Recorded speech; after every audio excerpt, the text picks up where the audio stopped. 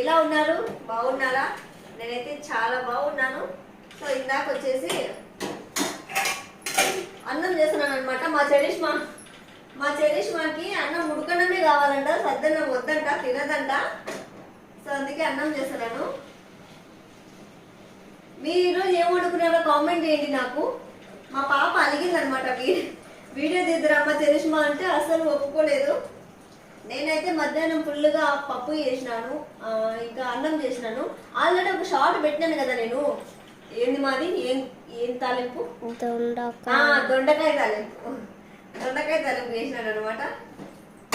మా అత్త మా అమ్మమ్మ తిన్నారు.